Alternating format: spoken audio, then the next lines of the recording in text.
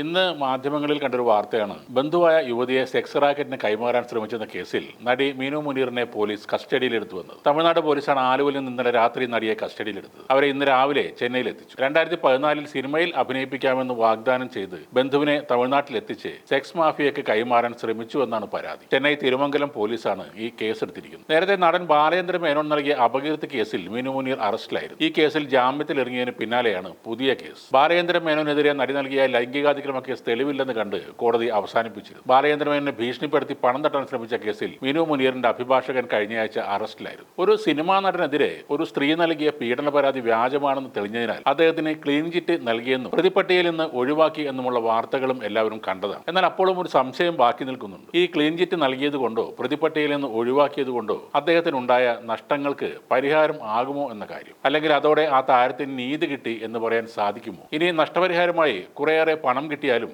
നീതി കിട്ടി എന്ന് പറയാൻ സാധിക്കില്ല എന്നതാണ് സത്യം. ഈ കണ്ട ആളുകളെല്ലാം പീഡനവീരൻ അല്ലെങ്കിൽ ബലാത്സംഗ വീരൻ എന്ന ലേബലിലാണ് അദ്ദേഹത്തിന്റെ ഫോട്ടോ വരുന്നത്. ആ അനീതിക്ക് ഒരു കാലത്തും പരിഹാരം കിട്ടില്ല. സമാനമായ ഒരു കേസിലൂടെയാണ് അല്ലെങ്കിൽ ആ ഒരു അവസ്ഥയിലൂടെയാണ് വേടനും കടന്നു പോകുന്നത്. പരസ്പര സമ്മതത്തോടെയുള്ള ബന്ധത്തിന് ശേഷം 3 വർഷങ്ങൾ കഴിഞ്ഞ് വിവാഹ വാഗ്ദാനം ലംഘിച്ചു എന്ന പേരിൽ വേടനെതിരെ കേസ് വരുന്നു. വിവാഹം കഴിക്കുമെന്ന് ഉറപ്പ് നൽകിയ ആ ഉറപ്പ് വഴി സ്ത്രീയുടെ സമ്മതം നേടിയിട്ടാണ് ലൈംഗിക ബന്ധത്തിൽ ഏർപ്പെട്ടിരിക്കുന്നത് എന്നാണ് മൊഴി. ആ സ്ത്രീ പറഞ്ഞ സത്യമാണെങ്കിൽ നിയമപരമായി അത് ബലാത്സംഗമായി മാറും. തെറ്റിദ്ധരിപ്പിച്ച് സമ്മതം വാങ്ങിയാൽ ആ സമ്മതം അസാധുവാണ്. അതായത് സമ്മതത്തോടു കൂടിയല്ല അവിടെ ലൈംഗിക ബന്ധം നടന്നിരിക്കുന്നത് എന്ന രീതിയിലാകും കാര്യങ്ങൾ. ആ കുറ്റമാണ് ഇപ്പോൾ വേടന്റെ മേലെ ചാർത്തപ്പെടുന്നത്. 2021 ഓഗസ്റ്റ് മുതൽ 2023 മാർച്ച് വരെ വിവിധ സ്ഥലങ്ങളിൽ വെച്ച് വേടൻ തന്നെ പീഡിപ്പിച്ചുവെന്നാണ് യുവതിയുടെ മൊഴി. ഇൻസ്റ്റഗ്രാമിലൂടെയാണ് ഇവർ തമ്മിലുള്ള പരിചയം തുടങ്ങിയത്. തുടർന്ന് കോഴിക്കോട്ടെ ഒരു ഫ്ളാറ്റിൽ വെച്ച് ബലാത്സംഗം നടത്തിയെന്നും 2023 തന്നെ ഉപേക്ഷിച്ചതായും പറയുന്നു. വേടൻ നേരത്തെയും പല പ്രോഗ്രാമുകളും ചെയ്തിട്ടുണ്ടെങ്കിലും വേടൻ എന്ന റാപ്പറുടെ കലാജീവിതത്തിൽ ഏറ്റവും വലിയ ഉയർച്ച ഉണ്ടായത്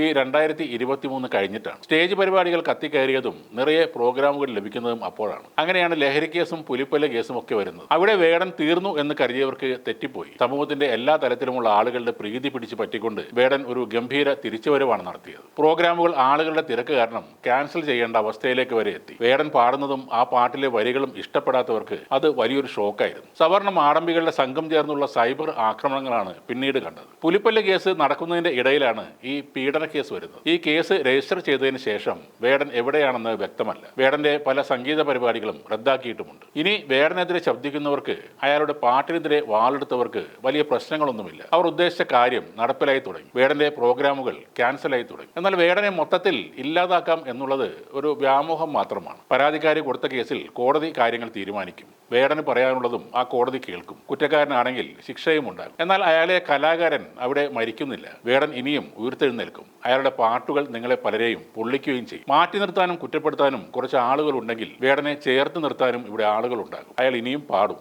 വേദികളിൽ ആളുകൾ തിങ്ങി നിറയും. വേടൻ ഇനിയും ആഘോഷിക്കപ്പെടും.